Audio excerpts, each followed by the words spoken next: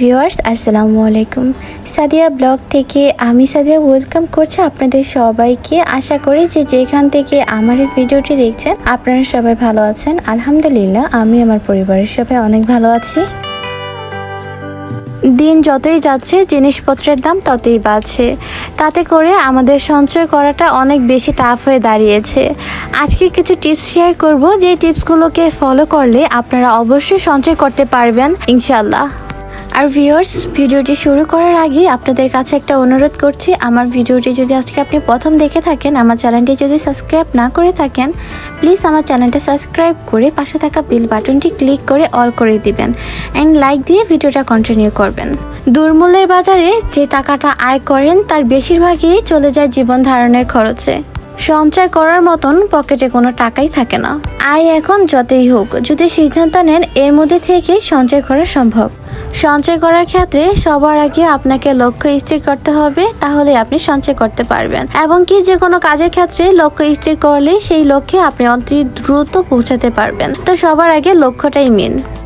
একটা সংসারে 5 জন মানুষ, তার মধ্যে 4 জন মানুষই ইনকাম করে, অথচ তাদের পরিবারে কোনো আয় নেই, কোনো সঞ্চয় নেই। সেক্ষেত্রে বুঝে নিতে হবে সংসার যে পরিচালনা করছে সে সঠিকভাবে সংসার পরিচালনা করতে পারছে না। তো সঞ্চয় করার ক্ষেত্রে অবশ্যই পরিচালককে সঠিকভাবে সংসার পরিচালনা করতে হবে।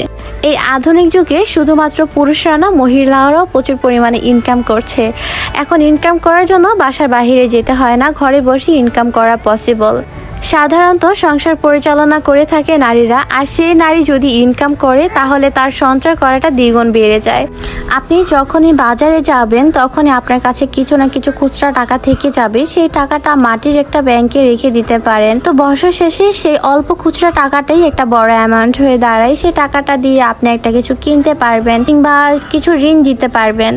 আর যাদের পরিবারে টাকা জমানোটা একেবারেই পসিবল না, যাদের আয় যত কম তাদের সঞ্চয় তত কম, তো সঞ্চয় করার ক্ষেত্রে তাদেরকে আমি বলবো অবশ্যই আপনাদের ঘরে একটা মাটির ব্যাংক রেখে দেন।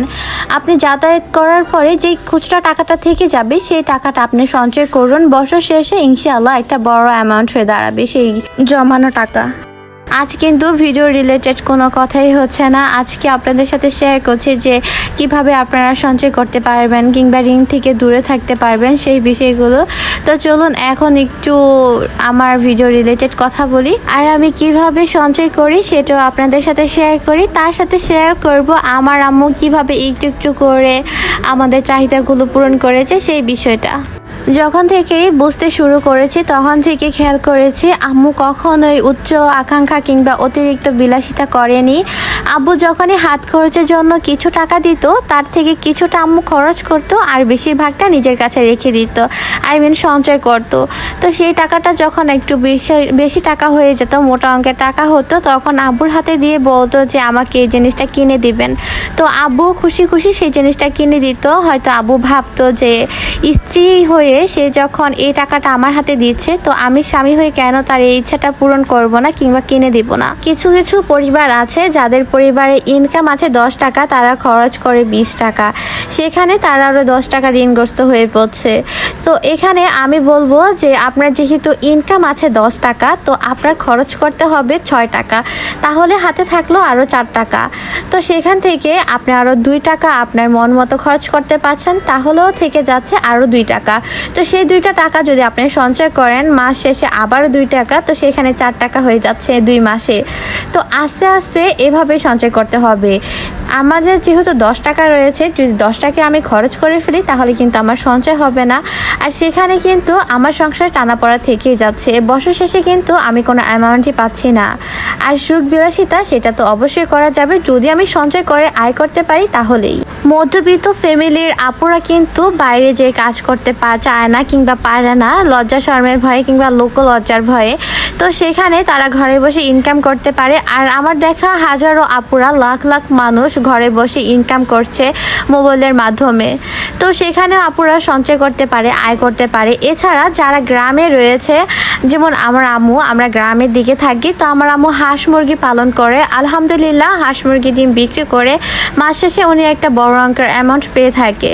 আমাদের বাসার পাশে প্রচুর পরিমাণে জায়গা রয়েছে, তো সেখানে হচ্ছে আম্মু সবজি চাষ করেছে। তো সেখান থেকেও আমাদের সবজির ঘাটতিটা পূরণ হয়ে যাচ্ছে, বাজার থেকে আর এক্সট্রা করে কোনো সবজি কিনতে হচ্ছে না। তো সেখান থেকেও কিছুটা টাকা আম্মু সেভ করতে পারছে। আর এই যে বাজার থেকে সবজি কিনতে হচ্ছে না, এখান থেকেও কিন্তু কিছুটা টাকা রয়ে যাচ্ছে। তো সেই টাকাটাও সঞ্চয়ের মধ্যেই কিন্তু আম্মু রেখে দিচ্ছে। তো আপনারা চাইলেও এভাবে হচ্ছে বাসার সাইডে কিংবা ছাদে সবজি বাগান করতে পারেন।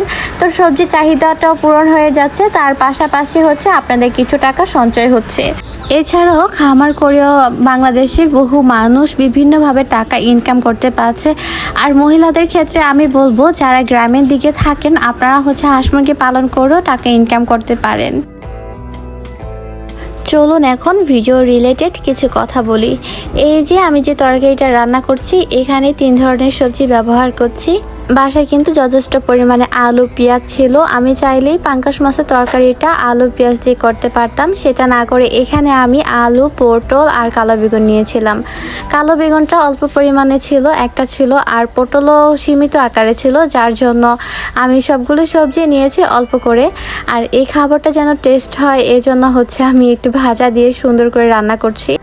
আমি যদি এখানে শুধু পেঁয়াজ আর আলু দিয়ে তরকারিটা রান্না করতাম, তাহলে দুপুরের মধ্যেই তরকারিটা শেষ হয়ে যেত, আর হচ্ছে রাত পর্যন্ত নিতে পারতাম না। তো সেই সব দিকে বিবেচনা করে এখানে আমি একটু আলু, পটল আর হচ্ছে কালো বেগুন দিয়ে রান্না করছি।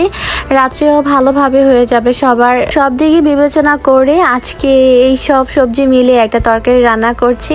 আর যাদের বাসায় বেশি মানুষ রয়েছে কিন্তু সবজি আছে অল্প অল্প, সবগুলো সবজি মিলিয়ে একটা নিরামিষ তরকারি বানিয়ে নিতে পারেন।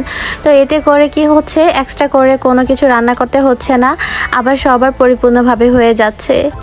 একেবারেই সব কিছু করা যাবে না, যাই করতে যাবেন না কেন আস্তে আস্তে ধীরে আস্তে করবেন, তাহলে হচ্ছে লোককে বোঝাতে পারবেন। আর জীবনে সঞ্চয় করতে হবে আস্তে আস্তে ধীরে স্থিরভাবে, তাড়াহুড়া করলে কখনোই পারবেন না। কোনো কাজের মধ্যে তাড়াহুড়া করবেন না, তাড়াহুড়া করলেই হচ্ছে ভুল হয়ে যাবে, আর ভুল হলে সেখানে অর্জন করাটা অনেক কষ্টকর। তো আমি আপনাদেরকে বলবো, যদি জীবনে কোনো কিছু অর্জন করতে চান তাহলে ধীরে স্থিরভাবে লক্ষ্য রেখে তারপর অর্জন করবেন। আর সঞ্চয় করার ক্ষেত্রে অবশ্যই একটা টার্গেট রাখবেন, সেই হিসেব করে সঞ্চয় করবেন, তাহলেই আপনি জীবনের লক্ষ্যে আপনি অতি তাড়াতাড়ি পৌঁছাতে পারবেন ইনশাআল্লাহ। আপনাদের সাথে গল্প করতে করতে আমার রান্নাটা প্রায় হয়ে গিয়েছে। এখানে যেহেতু আমি 3 ধরনের সবজি দিয়ে তরকারিটা রান্না করেছি, তো স্বাদটা একটু বাড়ানোর জন্য এখানে আমি জিরা ফাঁকি আর ছাক বাটা দিচ্ছি, যেন স্বাদটা আরও দ্বিগুণ হয়ে যায়। আর আমার ভিডিওর কোন অংশটা ভালো লেগেছে অবশ্যই কমেন্টে জানিয়ে দিবেন।